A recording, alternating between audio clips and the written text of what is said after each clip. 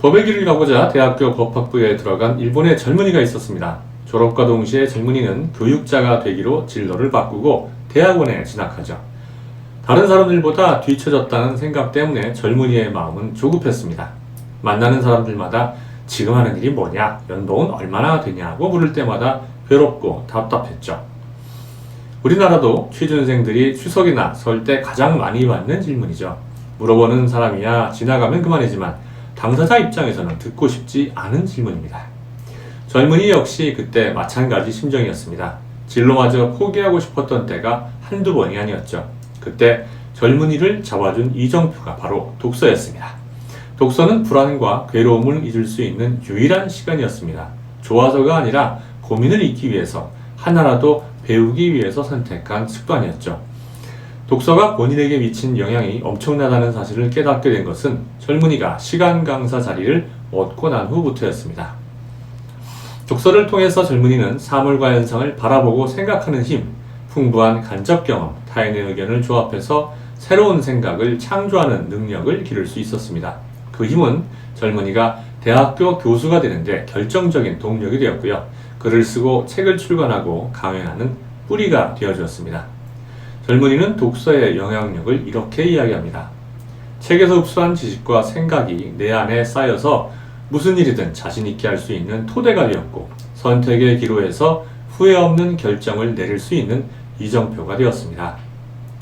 이제 환갑을 넘은 젊은이는 일본의 명문 사립대학 중 하나인 메이지대학교 문학부의 사이토 다카시 교수입니다.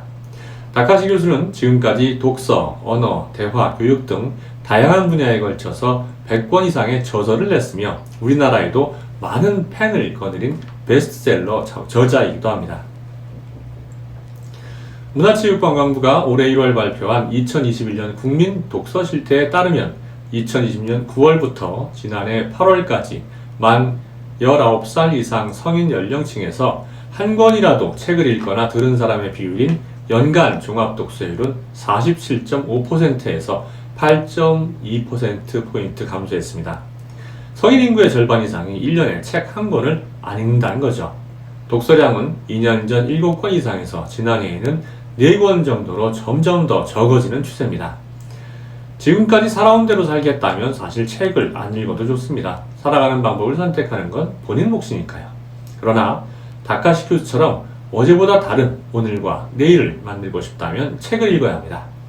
우리의 지식이나 경험은 사실 보잘것없습니다. 그것만으로는 여러분을 지배하는 잘못된 습관이나 상식을 벗어날 수 없죠. 세상을 새로운 관점으로 보고 다른 걸 창조하려면 지식과 경험을 나누고 내 의견을 더하면서 굳어있는 사고방식을 깨야 합니다. 어떤 분이 책이야말로 이 세상에서 가장 가성비가 좋은 최고의 가정교사다라고 했는데 저는 이 말에 적극 동의합니다. 책은 저자가 축적한 경험과 지식을 총동원해서 기록한 결과니까요. 세상 어디에서 그런 지식과 경험의 압축물을 15,000원에 얻을 수 있겠습니까? 부모들은 자식들 국영수 성적을 올리려고 한 달에 수백만원 하는 과외비를 선뜻 내놓습니다. 2만원이면 인류 역사상 최고의 천재들인 소크라테스나 공자, 니체, 칸트와 대화할 수 있습니다. 오마하의 현인 워런 버핏과 함께 점심 식사를 하는 자선행사 파워 오브 원의 참가 비용 최고액은 2019년에 기록한 457만 달러, 지금 환율로 대략 64억 원이었습니다. 워런 버핏과 점심 함께 하는데 이 정도 비용이면 칸트나 소크라테스와 식사를 하려면 도대체 얼마를 지불해야 할까요? 스티브 잡스는 내게 소크라테스와 식사할 기회를 준다면 애플의 모든 기술과 바꾸겠다고 했습니다.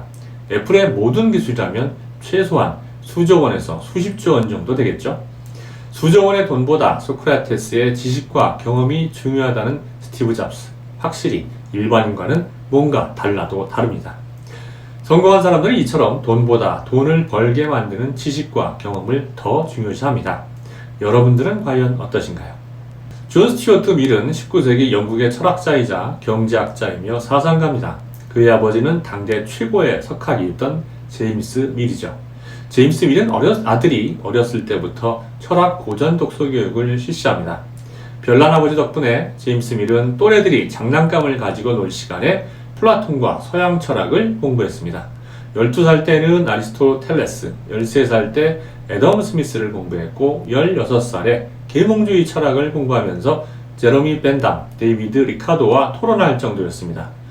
존 스튜어트 밀은 자서전에서 아버지로부터 받은 고전 독서 교육이 또래들보다 25년 이상 앞서간 비결이었다고 밝혔습니다.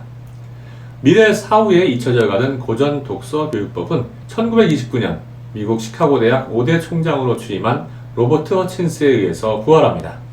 허친스 총장은 세계의 고전 100권을 달달 외울 정도로 읽지 않는 학생은 졸업을 안 시키겠다며 시카고 플랜을 발표하죠. 허친스 총장은 학생들에게 독서 리스트와 함께 할 3가지 과제를 주었습니다. 첫 번째, 모델을 정하라. 너에게 가장 알맞는 모델을 한 명 골라라. 둘째, 영원불변한 가치를 발견하라. 인생의 모토가 될 수 있는 가치를 발견하라. 셋째, 발견한 가치에 대하여 꿈과 비전을 가져라. 허친스 총장 취임 전까지는 책을 거의 읽지 않던 시카고 대학생들은 졸업을 하기 위해서 고전을 달달 외울 정도로 읽어야 했습니다. 효과는 머지않아 나타났죠. 천재 사상가들의 사고방식을 흡수한 학생들은 대부분 사회 지도자 계층으로 성장했습니다. 시골 삼류대학으로 치부되던 시카고 대학은 시카고 플랜 이후 2000년까지 노벨상 수상자를 70여 명이나 배출했으며 시카고 플랜은 오늘날까지 이어져 내려오고 있습니다. 수능 시험을 잘 보기 위해서 국영수 교육에만 올인하게 만들고 정작 사회에 나가면 전혀 쓸모없는 우리나라 교육제도와 비교해보면 달라도 너무 다르죠.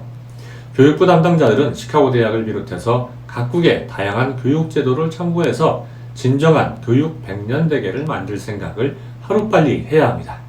아이들과 부모들을 온통 곤란의 도가니에 몰아넣고 사교육만 배불리는 교육제도를 방치하면서 도대체 왜 다들 그 자리에 있는 겁니까? 스티브 잡스는 2005년 스탠포드 대학 졸업 식사에서 점들의 연결에 대해 이야기했습니다. 우리가 지금 하는 모든 일들은 인생에 점을 찍는 겁니다. 그 점들이 어떻게 이어질지는 아무도 알 수 없습니다. 내가 대학을 자퇴하고 리드 대학 서체 강의를 들었던 것처럼 말입니다. 이러한 망점들은 10년 후 최초의 매킨토시를 구상할 때 비로소 이어졌습니다. 스티브 잡스는 당장 하는 일들이 별 의미가 없어 보여도 시간이 가면 그동안 찍은 점들이 쭉 연결될 거라는 믿음을 가지고 살면 힘든 상황에서도 자신감을 가지고 인생의 차이를 만들 수 있다고 했습니다. 사이토 다카시 교수뿐만 아니라 제 경험도 들어 말하자면 독서는 인생의 방점이나 마찬가지입니다. 여러분이 지금 소크라테스나 칸트의 책을 읽어도 인생이 갑자기 변하지는 않을 겁니다. 하지만 독서로 획득한 지식과 경험은 방점으로 분명하게 남아있습니다. 포기하지 않고 계속 읽다 보면 여러분들이 찍어놓은 그 점들이 어느 순간 이어지면서 인생에 엄청난 변화를 만들어줄 겁니다. 독서의 힘을 믿으십시오. 그리고 여러분의 인생에 수많은 독서의 찜을 찍어 놓으십시오. 그 점들이 이어지고 또 선과 면으로 구체화될 때 여러분의 인생은 그 누구보다도 빛나게 될 겁니다. 독서는 우리를 절대로 배신하지 않습니다.